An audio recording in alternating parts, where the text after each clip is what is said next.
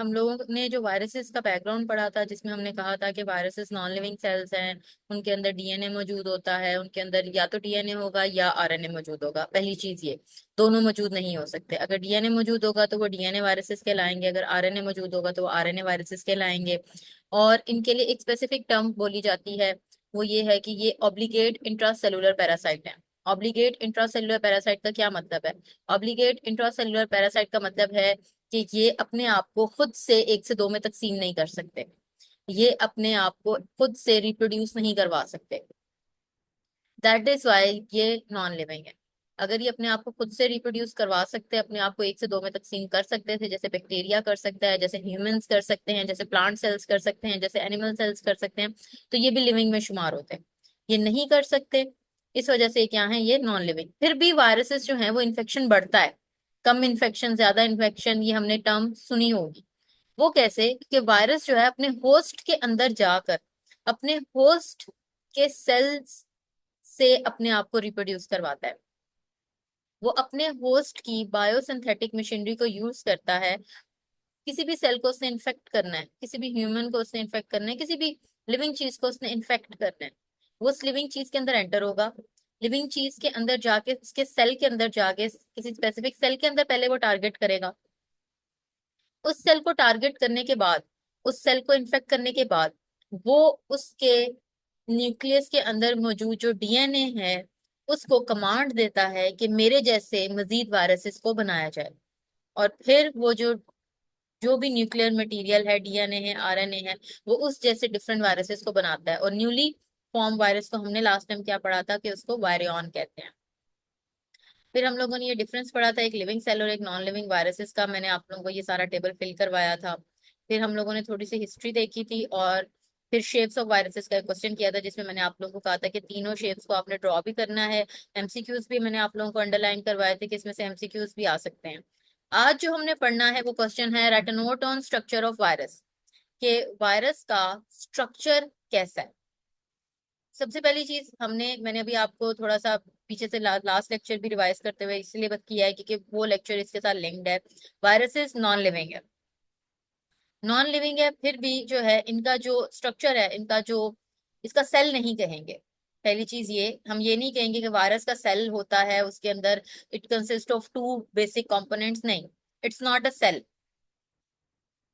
ठीक है, इसका बेसिक हम जस्ट स्ट्रक्चर का वर्ड ही, टर्मिनोलॉजी ही इसके लिए यूज करेंगे। अब हम लोग अगर इस डायग्राम को गौर से देखें, ये एक शेप बनी हुई है वायरस की, ये जो ग्रीन कलर में है, ये शेप जो है ये कौन सी शेप थी? ये हमने लास्ट टाइम पढ़ा लेक्चर में, ये है आइसोसिड्रन शेप। और इसके अंदर ये डीएनए बना हुआ है। अब वायरस के दो बेसिक कंपोनेंट है, एक ये जो इसके अंदर मौजूद डीएनए है या आरएनए मौजूद हो, उसको कहते हैं कि ये इसका कोर है। कोर मतलब वो दरमियान में मौजूद है। कोर मतलब बिल्कुल दरमियान में मौजूद है। कोर जो होता है वो जीनोम भी कहलाता है। कोर जो होता है उसको जेनेटिक मटेरियल भी कहते हैं। कोर जो होता है या तो वो डीएनए होगा या आरएनए होगा, दोनों इकट्ठे नहीं हो सकते। डीएनए है, डीएनए हमने जब से साइंस पढ़ना शुरू किया, आप लोगों ने 7वीं 8वीं से आप लोगों ने पढ़ा है कि एक ही बेसिक डिफरेंस डीएनए और आरएनए का बताया जाता है कि आरएनए सिंगल स्ट्रैंडेड होता है और डीएनए डबल स्ट्रैंडेड होता है। लेकिन थोड़ी एडवांस स्टडीज की तरफ जब हम जाते हैं तो हम देखते हैं कि जो डीएनए है वो सिंगल स्ट्रैंडेड भी हो सकता है और आरएनए डबल स्ट्रैंडेड भी हो सकता है। जरूरी नहीं कि आरएनए को जस्ट हम सिंगल स्ट्रैंडेड कहें और डीएनए को हम डबल स्ट्रैंडेड कहें, ये चीज। तो जीनोम जो है वो फोल्डेड फॉर्म में भी हो सकता है, कंडेंस फॉर्म में भी हो सकता है और कॉइल्ड फॉर्म में भी हो सकता है। ये डायग्राम में आपको कॉइल्ड फॉर्म में दिखाई गई है। कंडेंस फॉर्म होती है कि प्रॉपर शेप नहीं होगी, बट ये धागेदार, सॉरी धागेदार स्ट्रक्चर बस आपको नजर आएगा, एक प्रॉपर शेप नहीं होगी। और फोल्डेड में जो है ये किसी भी एक बेसिक जगह से फोल्ड हो जाता है, फोल्ड हो जाएगा, कर्व आ जाएगा इसके अंदर। तो ये हमने पढ़ लिया कोर या जिनोम या जेनेटिक मटेरियल। फिर आता है ये कवरिंग, ये जो आउटलाइन आप देख रहे हैं ये कवरिंग। ये जो कवरिंग है ना बच्चों, ये कहलाती है इसका कोट। क्या कहलाती है? कोट। जैसे हम लोग सर्दियों में अपने ऊपर कोट पहनते हैं सर्दी को कवर करने के लिए, वो वाला coat, COAT coat. Viruses has two basic components, एक है कोर। कोर मतलब बिल्कुल दरमियान में न्यूक्लिक एसिड या जिनोम। एंड सबसे बाहर जो कोट है वो प्रोटीन का बना होता है और उसको कैप्सिड भी कहा जाता है, उसको कैप्सिड भी कहा जाता है। अच्छा बच्चों, ये जो कैप्सिड है, अब ये जो लाइन है, ये हमें एक स्ट्रेट लाइन नजर आ रही है, बल्कि ये स्ट्रेट लाइन नहीं होती, ये एक छोटे छोटे ब्लॉक से मिलके बनी होती है। This is not a straight line, ये छोटे छोटे ब्लॉक से मिलके बनी होती है। ये जो कंप्लीट कैप्सिड है, अब उन्होंने कहा है कि जो कोट है ना, उसका दूसरा नाम है कैप्सिड। अब ये जो कोट है, ये सबसे आउटर लाइन देखें। अब ये जो आउटर लाइन है, ये एक स्ट्रेट लाइन नहीं होती, बल्कि ये छोटे छोटे स्मॉलर यूनिट से मिलके बनती है। जैसे ईंटों से एक पूरा घर बन जाता है ना, एक स्मॉलर यूनिट, बिल्डिंग ब्लॉक्स हैं ईंटें। इसी तरीके से कैप्सिड को बनाने के लिए छोटे छोटे छोटे छोटे जो है यूनिट्स होते हैं, उनको कहते हैं कैप्सोमर्स। उनको क्या कहते हैं? कैप्सोमर्स। कैप्सोमर्स जो है वो जुड़ते हैं आपस में, और ये लाइन वाला स्ट्रक्चर स्ट्रेट लाइन नहीं होता। उसके बाद कुछ वायरसेस के अंदर ये एक बाहर एक आउटर लेयर होती है, इसको इन्वेलप कहा जाता है। कुछ वायरसेस के अंदर होती है तो वो इन्वेलप्ड वायरसेस होंगे, कुछ वायरसेस के अंदर नहीं होती तो वो नॉन इन्वेलप्ड वायरसेस होंगे। इन्वेलप का आगे हम जो है वो वजह भी पढ़ते हैं। पहले हम जरा यहाँ पे जिनोम, सबसे पहले बताया दो बेसिक कंपोनेंट है, जिनोम और कैप्सिड।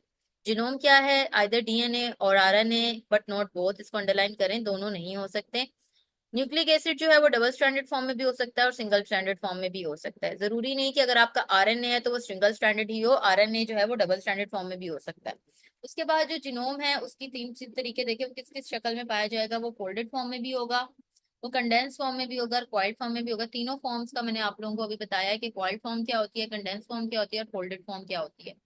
फिर नेक्स्ट कैप्सिड, मैंने आपको कहा कि जो कोट है, कोट को कैप्सिड भी कहा जाता है। Coat is the outer covering of the virus. Coat virus को शेप देता है, कोट उसकी प्रोटेक्शन करता है। सबसे पहले प्रोटेक्ट को अंडरलाइन करें और शेप को अंडरलाइन करें। कैप्सिड का मेन जो उसके काम है वो दो हैं, number one protection, number two shape. उसके अलावा कैप्सिड की वजह से ही वायरस की हेलिकल, आइसोसिडेंट या कॉम्प्लेक्स सिमेट्री होती है। अगर उसकी हेलिकल शेप है तो हेलिकल शेप का कैप्सिड होगा। अगर उसकी आइसोसिडेंट शेप है तो उसका आइसोसिडेंट शेप का उसका कैप्सिड होगा। अगर उसकी कॉम्प्लेक्स शेप है तो उसका कैप्सिड भी उसी तरीके का होगा। जैसे ये देखें, यहाँ पे ये स्मॉल स्मॉल यूनिट्स जोड़े हुए हैं, these small units are capsomers. ये हेलिकल सिमेट्री के अंदर स्मॉल स्मॉल यूनिट्स जोड़े हुए हैं, दीज आर कैप्सोमर्स। कैप्सोमर्स क्या होते हैं? कैप्सिड जो है वो जनरली छोटे छोटे प्रोटीन यूनिट्स में डिवाइडेड होता है, उसको क्या कहते हैं? कैप्सोमर्स। ये मिलकर सिमेट्री बनाते हैं, यील्ड मतलब बनाना।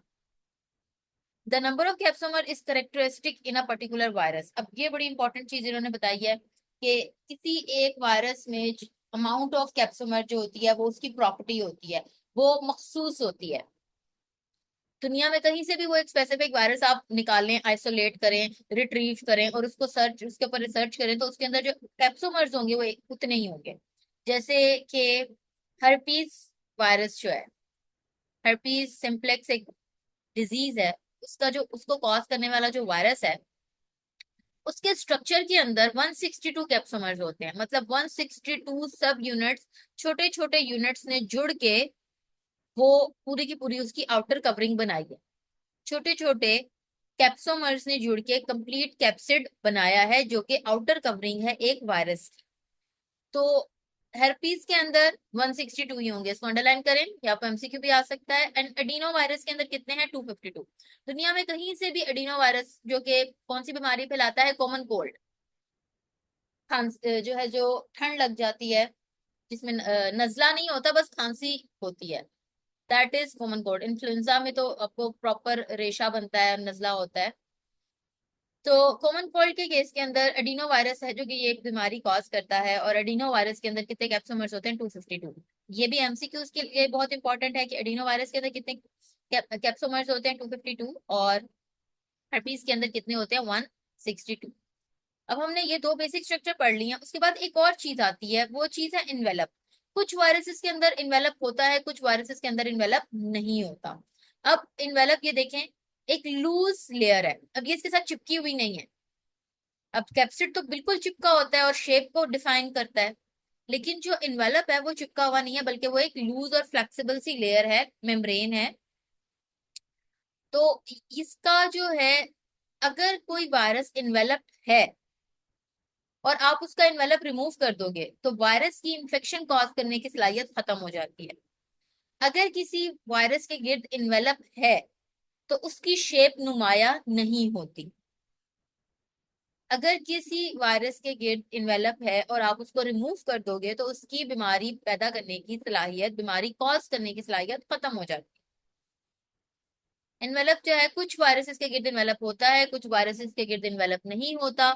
जिनके गिर्द इन्वेलप होता है उसको कहते हैं इन्वेलप्ड वायरसेस, जिनके गिर्द इन्वेलप नहीं होता उनको कहते हैं नॉन इन्वेलप्ड वायरसेस। ये एक लूज मेम्ब्रेन है, फ्लेक्सिबल मेम्ब्रेन है। ये मेम्ब्रेन किससे मिलके बनती है? लिपिड्स और प्रोटीन से मिलके बनती है। और इसका स्ट्रक्चर कैसा होता है? केमिकली तौर पर केमिकल स्ट्रक्चर इसका होस्ट सेल जैसा होता है, ताकि ये होस्ट के साथ अटैच होकर होस्ट के अंदर एंटर हो सके। लेकिन इसके अंदर कहीं ना कुछ वायरस के अपने थोड़े बहुत कंपोनेंट्स भी मौजूद होते हैं जो कि ये शनाख्त करते हैं कि ये वायरस के एनवेलप की मेम्ब्रेन है।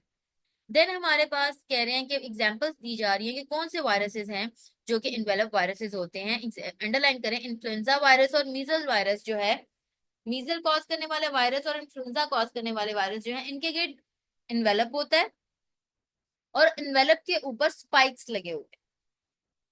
स्पाइक्स जो हैं ये क्या है? स्पाइक्स जो हैं ये फिंगर लाइक प्रोजेक्शंस होती हैं जो कि वायरस के ऊपर मौजूद होती हैं और वायरस को होस्ट के साथ अटैच होने में हेल्प करती हैं। ये देखें, जो डॉट डॉट नहीं लगा हुआ जिसको ग्लाइकोप्रोटीन इन्होंने कहा हुआ है, ये स्पाइक्स हैं। ये डायग्राम के अंदर ये फिंगर लाइक प्रोजेक्शन, उंगली नुमा साखते हैं। ये फिंगर लाइक प्रोजेक्शंस या उंगली नुमा साखते हैं जो कि क्या करेंगी, ये वायरस को किसी भी होस्ट के साथ अटैच करने में हेल्प करती हैं। एग्जाम्पल जैसे जब मैं आपको अंडरलाइन करवा रही हूँ आप करते जाएं, उसके बाद ये वही पॉइंट्स लिखे हुए हैं कि इन्वेलप वायरसेस का अगर इन्वेलप रिमूव करेंगे तो उसकी इन्फेक्टिविटी खत्म हो जाएगी। अगर किसी वायरस के इन्वेलप मौजूद है तो उसकी लूज फिटिंग होने की वजह से, क्योंकि इन्वेलप लूज होता है, लूज फिटिंग होने की वजह से हमें कैप्सिड की शेप पता नहीं चलेगी, तो अल्टीमेटली हमें वायरस की भी शेप नहीं पता चलेगी। तो ये आप लोगों का ये क्वेश्चन हो गया। इसमें ना बच्चों डायग्राम आप लोग दूसरे तरीके से भी बना सकते हैं। जैसे ये देखें, ये एक डायग्राम है, ये आइसोसिड्रन शेप है। इसके गिर्द जो है अंदर उसका कोर है, बाहर उसका कैप्सिड है। और ये एडिनो वायरस है। और ये जो है, ये आप लोगों को अगर डायग्राम नजर आ रही है तो ये उसका जिनोम है, ये उसका कैप्सिड है। एडिनो वायरस जो है इसका बताया जा रहा है।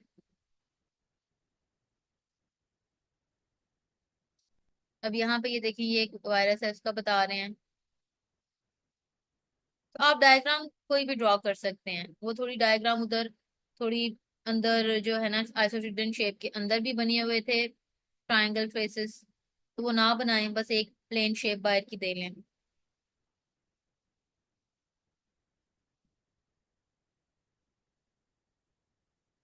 इसके साथ ही आप लोगों का ये एक क्वेश्चन कंप्लीट हो गया है जिसमें वायरस के स्ट्रक्चर पे नोट लिखने का अगर आपको कहा जाता है कि right a note on structure on virus, सबसे पहले आपने बेसिक टू कंपोनेंट्स बता देने हैं, उसके बाद दोनों कंपोनेंट्स को एक्सप्लेन करना है। फिर जब आप कैप्सिड को एक्सप्लेन करेंगे तो आपने कैप्सोमर्स को भी करना है। और फिर उसके बाद आपने लास्ट में इन्वेलप बता देना है और डायग्राम बनाना जरूरी है। कोशिश करें आप यहाँ से डायग्राम बना लें। इसमें ये ग्लाइकोप्रोटीन के ऊपर ब्रैकेट लगा के स्पाइक्स लिख लें, SPIKES, स्पाइक्स। अगर आपको क्वेश्चन आता है what is the chemical composition of spikes, आपको स्पाइक्स के पैराग्राफ के अंदर तो लिखी नहीं हुई, लेकिन उन्होंने डायग्राम में बताई हुई है स्पाइक्स की chemical composition, that is glycoprotein. तो ये भी आप जरा अंडरलाइन करके थोड़ा दिमाग में रखें कि स्पाइक्स की जो केमिकल कॉम्पोजिशन है वो डायग्राम में बताई गई है। नेक्स्ट हमारे पास दो डेफिनेशंस हैं, वायरियन और वायरॉइड की। मैंने आप लोगों को जब वायरस की डेफिनेशन एक्सप्लेन की थी, मैंने आपसे कहा था कि जब न्यूली फॉर्म्ड वायरस जो होता है, जो कि एक होस्ट बनाता है जिसके अंदर उसका प्रोटीन कोट भी होगा, उसका जो है कोर भी मौजूद होगा, वो वायरस जो कि न्यूली फॉर्म्ड है जिसको होस्ट ने बनाया है, वो कहलाएगा virion. A completely assembled virus outside its host cell is known as virion। Virion के अंदर क्या नहीं होगा? लैक मतलब गैर मौजूदगी है किस चीज की? केमिकल मशीनरी, बायोसिंथेटिक मशीनरी इसके अंदर नहीं है। किसके लिए? For generating energy. वो नॉन लिविंग है, वो एनर्जी क्यों बनाएगा? And synthesising large molecules. वो नॉन लिविंग है वायरस, उसको क्यों लार्ज मॉलिक्यूल्स चाहिए? ना उसको कार्बोहाइड्रेट्स चाहिए, ना उसको प्रोटीन्स चाहिए, ना उसको फैट्स चाहिए, क्योंकि ना वो एनर्जी हासिल कर सकता है और ना ही वो एनर्जी को कंज्यूम कर सकता है। वो ना एनर्जी हासिल कर सकता है वायरस और ना ही कंज्यूम कर सकता है। तो वो सिर्फ और सिर्फ रिप्रोडक्शन के लिए क्या करेगा? They must rely on the structures and chemical components of host. वो होस्ट के स्ट्रक्चर और केमिकल कंपोनेंट्स पे रिलाय करता है, मुनहसिर होता है। किस लिए? ताकि टू रेप्लिकेट देमसेल्फ, अपने आप को रेप्लिकेट करने के लिए, अपने आप को एक से दो में तकसीम करने के लिए, अपने आप को रिप्रोड्यूस कराने के लिए। नेक्स्ट है वायरॉइड।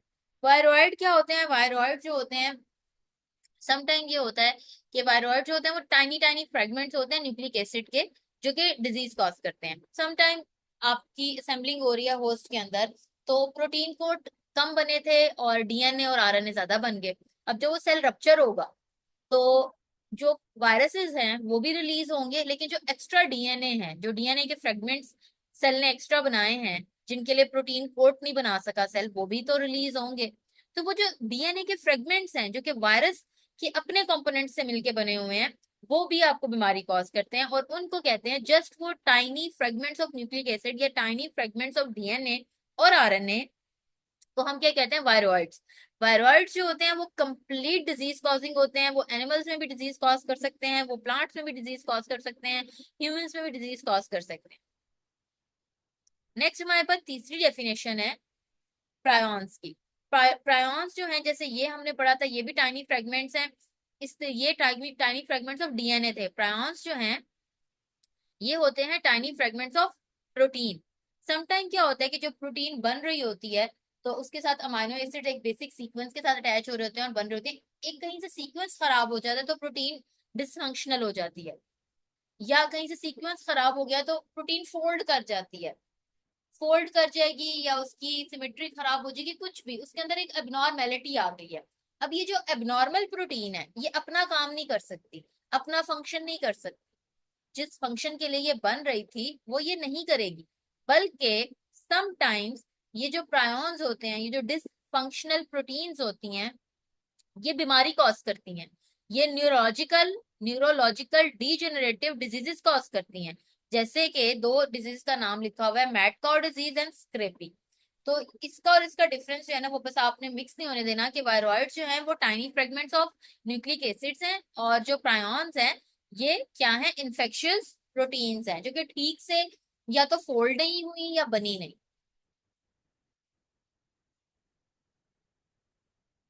ये तीन डेफिनेशन हमने आज की हैं, और ये एक कंप्लीट क्वेश्चन किया है स्ट्रक्चर ऑफ वायरस का।